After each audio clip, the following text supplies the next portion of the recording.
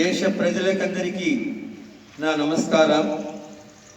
దేశ విదేశాల్లో నివసిస్తున్న భారతీయులందరికీ గణతంత్ర దినోత్సవ సందర్భంగా నా హృదయపూర్వక శుభాకాంక్షలు తెలియజేస్తున్నాను.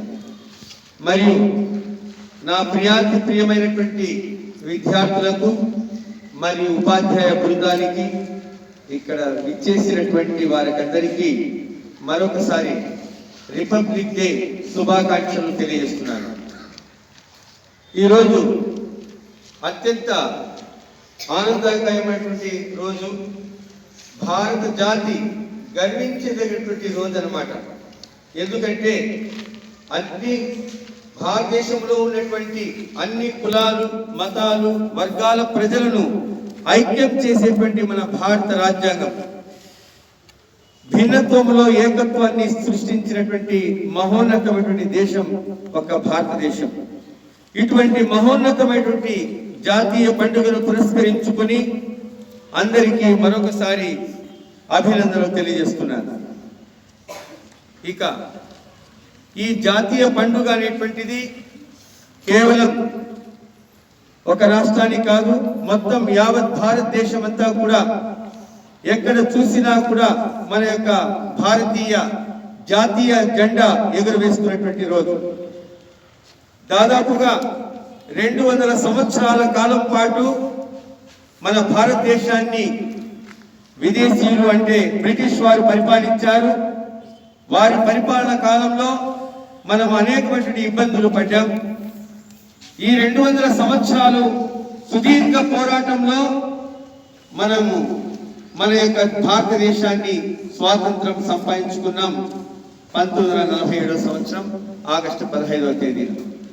కానీ మనకు సంపూర్ణ స్వాతంత్రం కావాలని భారత జాతీయ కాంగ్రెస్ నాయకులందరూ కూడా పోరాటం జరిపినారు.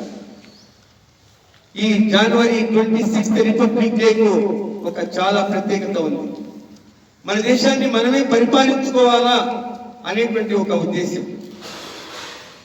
కానీ జలియన్ వాలాబాగ్ దురంతాలతో మన భారతదేశంలో ఉన్నటువంటి భారత జాతీయ కాంగ్రెస్ అందరూ కూడా మన దేశాన్ని మనమే పరిపాలించుకోవాలా అని వాళ్ళందరూ కూడా నిర్ణయించారు.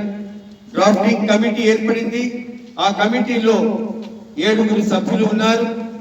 అందులో మన యొక్క డాక్టర్ బిఆర్ భీమ్రావ్ రామ్జీ అంబేద్కర్ గారు నిరంతరము కృషి చేసి వివిధ దేశాల్లో ఉన్నటువంటి లా చట్టాన్ని తీసుకొని ఆ యొక్క రాత్రి పగళ్ళు ఆయన వచ్చేసి శ్రమించి దాదాపుగా ఆయన రాస్తూ ఉంటే చేతులన్నీ కూడా తిమ్మిరెక్కిపెట్టు అనమాట. దాదాపుగా 2 సంవత్సరాల 11 నెలల 18 రోజులు పట్టింది ఆయన మన భారత రాజ్యాంగం రాయడానికి. అలాంటి మహానుభావులు ఈ రోజు మనం స్మరించుకుంటున్నాం. ఎందుకంటే ప్రతి ఒక్క విద్యార్థి కూడా ఈనాటి యొక్క విద్యార్థులే రేపటి భావితరాల యొక్క పౌరులు.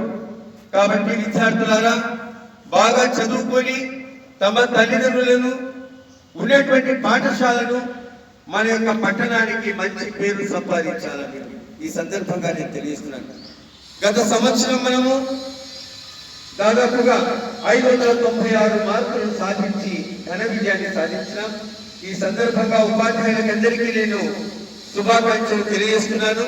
మరొకసారి ఇక్కడ ఉన్నటువంటి 10th క్లాస్ విద్యార్థులు కూడా నిరంతర ప్రక్రియ రాత్రి పగలైనా సరే కష్టపడి మన యొక్క టార్గెట్ ను మనం సాధించాలని ఈ యొక్క రిపబ్లిక్ డే సందర్భంగా అందరినీ ఆశీర్వదిస్తూ నేను ఈ ప్రసంగాన్ని ముగిస్తున్నాను. Thank you.